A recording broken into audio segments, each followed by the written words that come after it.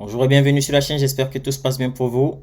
J'imagine que vous pouvez voir à l'écran que l'écosystème crypto-monnaie est dans la peur totale. Donc il y a pas mal de personnes qui paniquent. Comme on peut voir, les crypto-monnaies sont dans le rouge. Celestia, qui avait pompé jusque-là, a perdu presque 16%. Algorand, moins 9%. Arweave, moins 12%, BitTensor, moins 14%. Il y a même Nier qui a perdu 8% et Polygon aussi, moins 8%. Mais il y a une chose à retenir, c'est que le chemin vers le bull run va être semé d'embûches, comme j'ai pu vous le dire dans le passé. C'est pas une ligne droite où ça y est, on rentre dans le train et direct on atterrit au bull run et on est riche. Il faudra être patient, se préparer, être concentré, focus et surtout faire en sorte de ne pas perdre l'argent que on a pu gagner, par exemple s'il y a eu des pompes sur des projets sur lesquels vous avez investi. Donc il faut vraiment être vigilant, patient et croire aux projets que vous soutenez, si ce sont des projets sérieux bien évidemment. Donc aujourd'hui, plusieurs raisons qui ont causé en fait la baisse des crypto-monnaies. Donc la première raison, c'est le fait que la SEC a décidé de poursuivre en justice Kraken. Donc je sais pas si vous vous souvenez, en début d'année, ils s'étaient mis d'accord et Kraken avait payé pour pouvoir échapper en fait aux poursuites. Et il semblerait que la SEC ça leur a plu et donc du coup ils ont décidé de poursuivre encore l'exchange Kraken, disant comme quoi l'exchange a proposé des securities sur leur plateforme.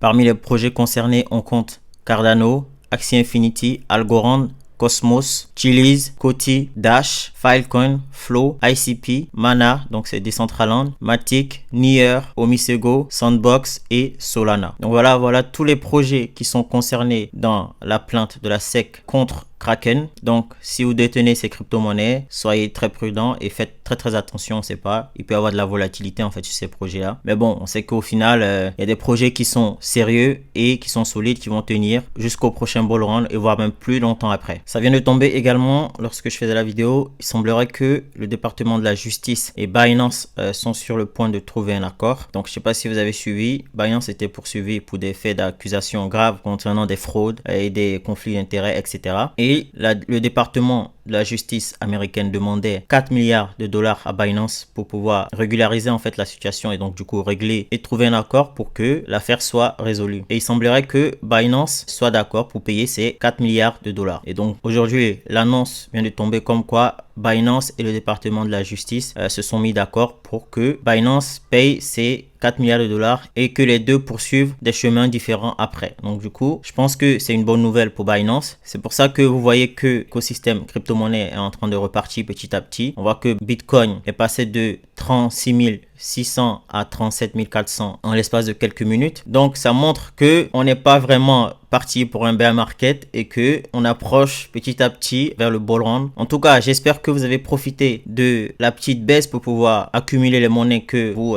souhaitiez accumuler depuis pas mal de temps. On sait qu'il y avait pas mal de personnes qui souhaitaient rentrer dans BitTensor, donc Tao. Donc là, il y a encore 10%. Bon les gars, j'étais sur le point de terminer ma vidéo, mais il y a une nouvelle qui vient de tomber également. Donc il semblerait que CZ Binance est sur le point de démissionner en tant que CEO de Binance et il a plaidé coupable des chefs d'accusation qui étaient à son encontre comme quoi il faisait du blanchiment d'argent. Donc c'est pour ça que vous voyez que du coup l'écosystème crypto-monnaie est très vite descendu. Donc il y a pas mal de crypto-monnaies qui sont en train de partir dans le rouge là. En rouge global, donc 22% du coup pour Tao, moins 21% pour Celestia, 11% pour Algorand, 12% pour Nier, etc. Donc ça crée un peu de panique, ça fait que les gens se disent sans CZ, Binance va pas aller très loin. Je pense que Binance est devenu plus gros que CZ et je pense que Binance peut tenir même sans CZ à la tête de l'entreprise. Et bon, ça reste à confirmer. Je sais que là, ces temps-ci, il y a beaucoup d'actualités qui s'avèrent être fausses au final. Donc, on verra. On verra ce qui se passe. On verra d'abord si c'est vrai. En tout cas, pour l'instant, il semblerait que c'est toi ça. D'ailleurs, je vais aller voir sur le compte de CZ. Parce que si c'est un FUD, CZ va dire que c'est un fuzz. Donc,